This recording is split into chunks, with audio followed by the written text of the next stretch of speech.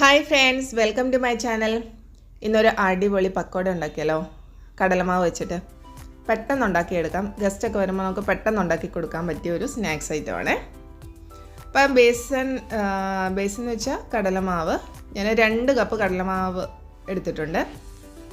അതിന് 2 കപ്പ് കടലമാവിന് ഒരു ചെറിയ സവാള മതി. പിന്നെ പച്ചമുളക് എടുത്തിട്ടുണ്ട്, മല്ലിയില, അതാണ് അതിനകത്ത് മെയിൻ ഇൻഗ്രീഡിയൻറ്റ്.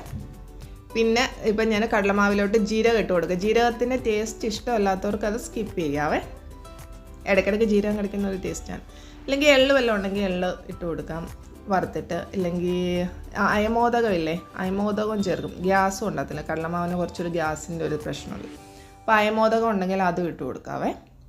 പിന്നെ മഞ്ഞൾപ്പൊടി ഇട്ട് കൊടുത്തു, മുളക് പൊടി, പിന്നെ കായപ്പൊടി, പിന്നെ ആവശ്യത്തിന് ഉപ്പും ബേക്കിംഗ് സോഡ ഇടും. ബേക്കിംഗ് സോഡ ഒരു 2 പിഞ്ച് ബേക്കിംഗ് സോഡ ഇടും, ഒരു ഫ്ലഫി ആയിട്ട് വരാൻ വേണ്ടി ഇടുന്നത്.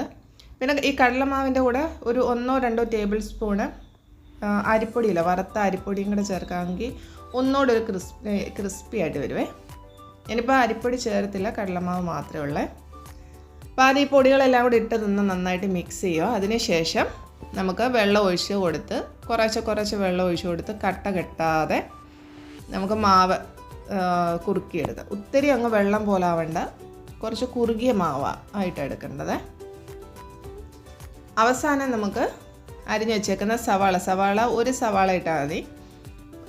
ഞാനിപ്പോൾ 2 സവാള അരിഞ്ഞു വെച്ചിട്ടുണ്ട്, ഞാൻ കുറച്ചേ ഇടുന്നുള്ളൂ. സവാള, പച്ചമുളകും, എരിക്കനുസരിച്ച് പച്ചമുളക് ചേർക്കാം. ഞാൻ ഒരു പച്ചമുളക് എടുത്തിട്ടുള്ളൂ. പിന്നെ മല്ലിയിലയും കൂടി ഇട്ട് കൊടുത്തിട്ട് നല്ലതായിട്ട് ഇളക്കിയെടുക്കാവേ.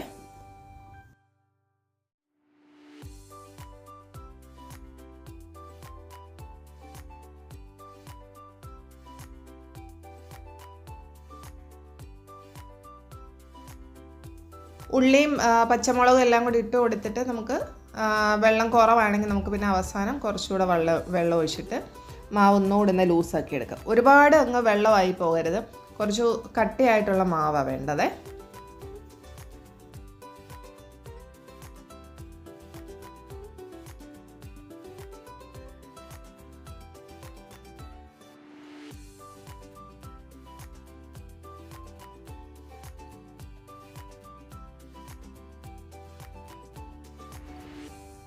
നമ്മുടെ ബേസിൻ്റെ അത് മാവ് റെഡി ആയിട്ടുണ്ട്. ഈ ഒരു കൺസിസ്റ്റൻസിയിൽ നമുക്ക് എടുക്കാം. ഒത്തിരി വെള്ളമാകരുത്, കുറച്ചൊരു കട്ടിയായിട്ടുള്ളൂ. നമുക്ക് എണ്ണയിലോട്ട് ഒഴിച്ചിട്ട് നമുക്ക് വറുത്തെടുക്കാവേ. പെട്ടെന്നാവും, കുട്ടികൾക്കൊക്കെ വളരെ ഇഷ്ടമുള്ള ഒരു ഐറ്റമാണ്. അപ്പോൾ എല്ലാവരും ട്രൈ ചെയ്ത് നോക്കുക. ആദ്യമായിട്ട് ചാനൽ കാണുന്നവർ സബ്സ്ക്രൈബ് ചെയ്യാൻ മറക്കല്ലേ, സപ്പോർട്ട് ചെയ്യുക.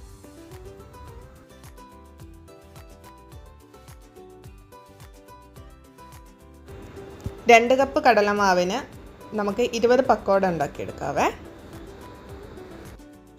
എല്ലാവരും ട്രൈ ചെയ്ത് നോക്കുക, നമുക്ക് പെട്ടെന്ന് ഉണ്ടാക്കിയെടുക്കാൻ പറ്റുന്നതല്ലേ. അപ്പം താങ്ക് യു ഫോർ വാച്ചിങ്.